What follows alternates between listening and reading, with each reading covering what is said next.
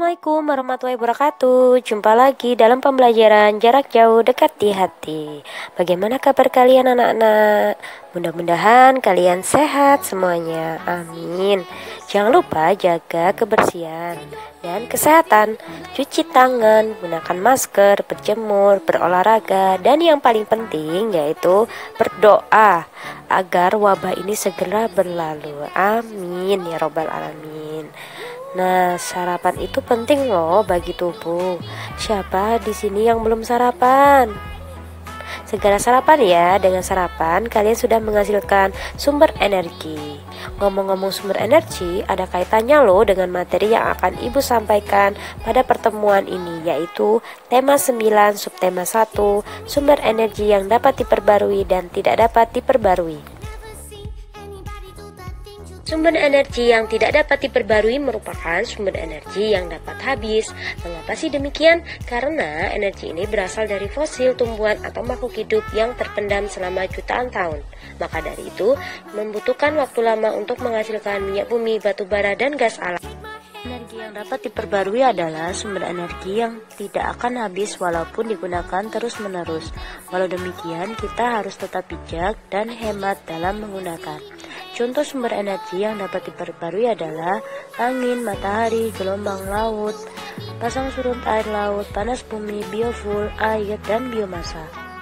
Sumber energi yang dapat diperbarui biasa kita kenal sebagai energi alternatif. Energi alternatif merupakan energi pengganti dari sumber daya alam yang tidak dapat diperbarui. Energi angin seringkali dimanfaatkan dalam teknologi kincir angin. Kincir angin menghasilkan energi listrik. Pembangkit listrik di Indonesia antara lain PLTB Samas di Bantul, Yogyakarta, PLTB Sidrap di Sulawesi Selatan. Energi matahari merupakan sumber energi terbesar di bumi. Energi matahari dapat dihasilkan menjadi energi listrik.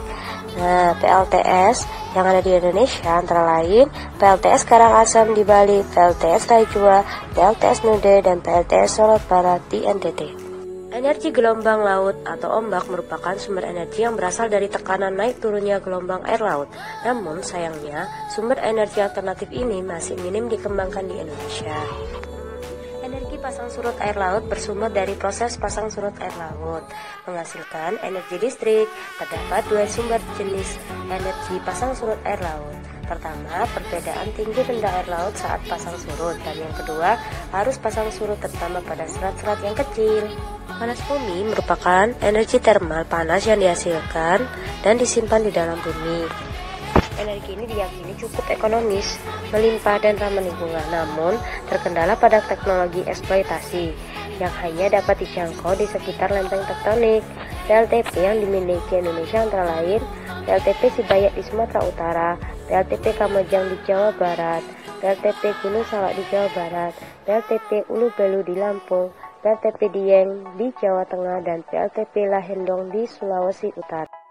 Biofuel atau bahan bakar hayati adalah sumber energi terbarukan yang berupa bahan bakar, baik padat, cair, dan gas yang dihasilkan oleh bahan organik antara lain kandungan gula tinggi pada sorghum dan tebu, sedangkan kandungan minyak nabati yang tinggi pada tanaman jarak dan kelapa sawit. Energi air menghasilkan sumber energi gerak dan energi listrik.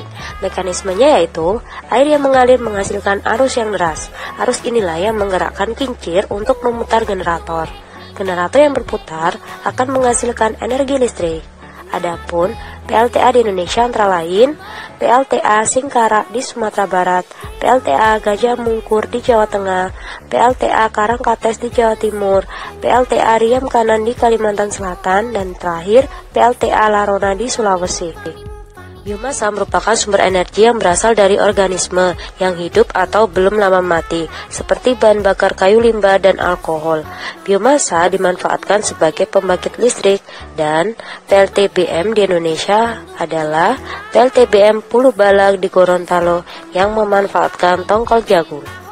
Itu tadi materi tentang sumber energi yang dapat diperbarui dan tidak dapat diperbarui. Nah, sekarang kalian kerjakan soal berikut ini ya. Sebelum Ibu akhiri materi hari ini, Ibu ada satu pesan untuk kalian. Jadikanlah sholat sebagai kebutuhan, jangan jadikan sebagai penggugur kewajiban, agar kalian semangat dalam menjalankannya. Terima kasih. Wassalamualaikum warahmatullahi wabarakatuh.